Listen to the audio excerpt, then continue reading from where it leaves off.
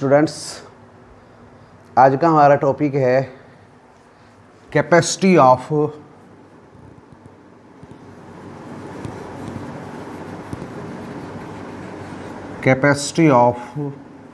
An isolated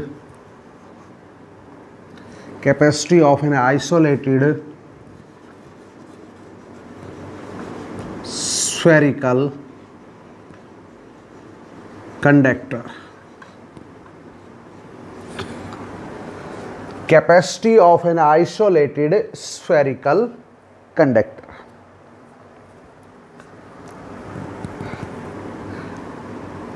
एक isolated spherical conductor suppose कर लेते हैं।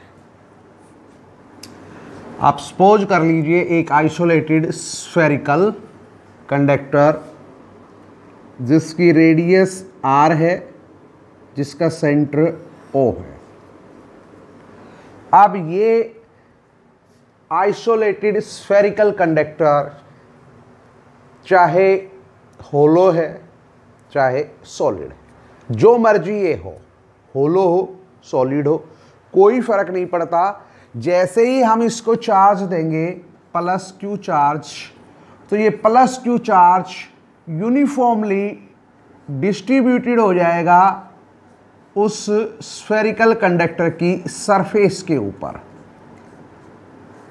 ये इमीडिएटली उसकी सरफेस के ऊपर चला जाएगा। आपने चाहिए कहीं पर भी दिया था, आपने सरफेस पे दिया था, आपने उसके अंदर दिया था, कहीं पर भी दिया था। मैं जो कह रहा हूं उसे जरा ध्यान से समझे। जो आपने आइसोलेटेड स्फेरिकल कंडक्टर कंसीडर किया है उसमें जो मर्जी जहां चार्ज दीजिए, जो मर्जी जैसा वो हो, भले ही वो चाहे होलो हो, भले ही वो चाहे सॉलिड कंडक्टर हो, जैसे ही आप उसको चार्ज देंगे, यहां पे मैंने प्लस क्यू चार्ज दिया है, तो वो इमीडिएटली सेपरेट हो जाएगा उसकी सरफेस के ऊपर, वो यूनिफॉर्मली डिस्ट्रीब्यूटेड होगा। तो फिर यहां चार्ज लिखने का कोई मतलब नहीं है। चार्ज कहां है? उसकी सरफेस के ऊपर। कंडक्टर की सरफेस के हर पॉइंट के ऊपर पोटेंशियल सेम होगा। पोटेंशियल क्या होगा? सेम होगा इसकी सरफेस के ऊपर। कहीं पर भी देखिए, किसी भी पॉइंट पर देखिए। और ये आपका कंडक्टर इस तरीके से बिहेव करेगा कि मानो कि चार्ज यहां है, सेंटर पे है नहीं सेंटर पे। समझने वाली बात है, जरा गौर से समझे इस चीज को। कंडक्टर चाहे आपका होलो है चाहे सॉलिड है, कोई फर्क नहीं पड़ेगा। चार्ज आपने चाहे उसकी सरफेस पे दिया चाहे आपने उसके सेंटर पे दिया, वो इमीडिएटली सेपरेट हो जाएगा स्फीयर के सरफेस के ऊपर और वो यूनिफॉर्मली डिस्ट्रीब्यूटेड हो जाएगा। तो जो चार्ज है जो आपने दिया था वो तो उसकी सरफेस पे है, लेकिन वो बिहेव ऐसे करेगा कि सारा का सारा चार्ज कहां पे है? सेंटर पे है नहीं सेंटर पे। करेगा इस तरीके से बिहेव करेगा कि सारा का सारा चार्ज सेंटर पे है। तो उसके स्फीयर के हर पॉइंट के ऊपर मैंने कहा था कि पोटेंशियल क्या होगा बेटा? सेम होगा। तो फिर पोटेंशियल किसी भी पॉइंट पे देखें, हम मान लो यही देख लेते हैं, तो फिर पोटेंशियल वहां पर कितना होगा? वो पोटेंशियल होगा क्यू चार्ज है, क्योंकि सेंटर के ऊपर चार्ज कितना है? प्लस क्यू है नहीं, मतलब बिहेव ऐसे कर रहा है कि सेंटर के ऊपर चार्ज कितना है? Plus Q. तो फिर कितना होगा? Q upon 4 pi epsilon not R। Potential का फॉर्मूला जानते ही हो। इतना पोटेंशियल होगा स्फीयर के हर पॉइंट के ऊपर, कहीं पर भी देखिएगा। फिर कैपेसिटेंस कितना होगा? और कैपेसिटेंस होता है चार्ज और पोटेंशियल का रेशियो। आपने Q चार्ज दिया था और पोटेंशियल कितना राइज हुआ? V, तो वो हो गया Q अपॉन V। तो ये कितना हो जाएगा? Q, और V की वैल्यू आप निकाल चुके, ये रही Q upon 4 pi epsilon not R। तो फिर ये कैपेसिटेंस कितना हो गया, फिर आपका कैपेसिटेंस हो गया Q4 pi epsilon not R upon Q से Q कट गया तो ये आया 4 पाई एप्सिलॉन नॉट R। तो C कितना हो गया फिर 4 पाई एप्सिलॉन नॉट R, यानी कैपेसिटेंस जो है वो डायरेक्टली प्रोपोर्शनल है R के। इतना कैपेसिटेंस होगा आइसोलेटेड स्फेरिकल कंडक्टर का, या उसकी कैपेसिटी जो है वो इतनी होगी। अब चूंकि कैपेसिटी जो है वो डायरेक्टली प्रोपोर्शनल है आर के, इसका मतलब जितनी ज्यादा रेडियस होगी उतना ज्यादा कैपेसिटी होगी। ज्यादा रेडियस का स्फीयर होगा तो ज्यादा कैपेसिटी होगी।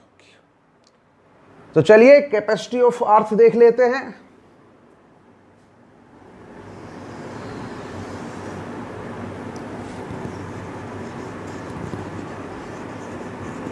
कैपेसिटी ऑफ अर्थ,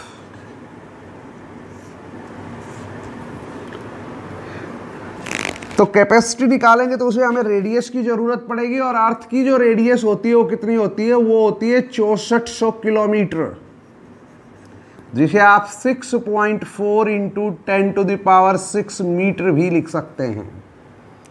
तो फिर कैपेसिटेंस कितना होगा देखें, 1/4 पाई एप्सिलॉन नॉट की वैल्यू होती है हमारे पास। देखिए 1/4 पाई एप्सिलॉन नॉट की वैल्यू होती कितनी होती है, 9 इंटू 10⁹ न्यूटन मीटर स्क्वायर पर कूलम स्क्वायर। तो यहां कितना लिखा हुआ है देखो, अब कैपेसिटी का फार्मूला क्या है, वो तो है, कैपेसिटी का फार्मूला कितना है 4 पाई एप्सिलॉन नॉट R। तो फिर कैपेसिटी अर्थ की कितनी बन जाएगी, वैल्यू रखिएगा। तो 1/4 पाई एप्सिलॉन नॉट की वैल्यू है, तो फिर 4 पाई एप्सिलॉन नॉट की वैल्यू कितनी हो जाएगी, वो हो जाएगी 1/9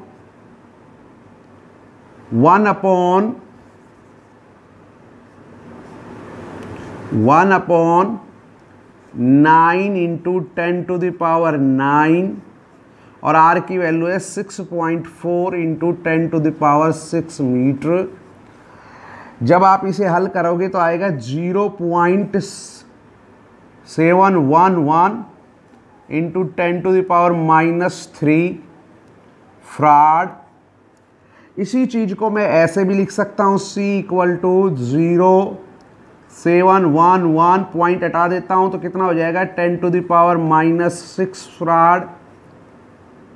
और इसी चीज को हम ऐसे भी लिख सकते हैं 711 और 10⁻⁻6 है तो माइक्रो फ्राड। तो जो कैपेसिटी आ रही है अर्थ की वो आ रही है 711 माइक्रो फ्राड। अब देखने वाली बात यह है कि अर्थ का आप साइज देखिए, अर्थ बहुत बड़ी है, अर्थ का साइज बहुत ज्यादा है, इसके बावजूद उसकी जो कैपेसिटी आ रही है वो माइक्रो फ्राड में आ रही है। इसका मतलब फराड जो है वो बहुत बड़ी यूनिट है। Clear, farad is a big unit.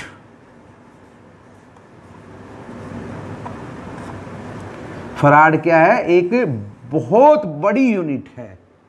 अर्थ की कैपेसिटी भी 1 फराड नहीं है, अर्थ की कैपेसिटी भी 711 माइक्रो फराड है। तो फराड एक बहुत बड़ी यूनिट है।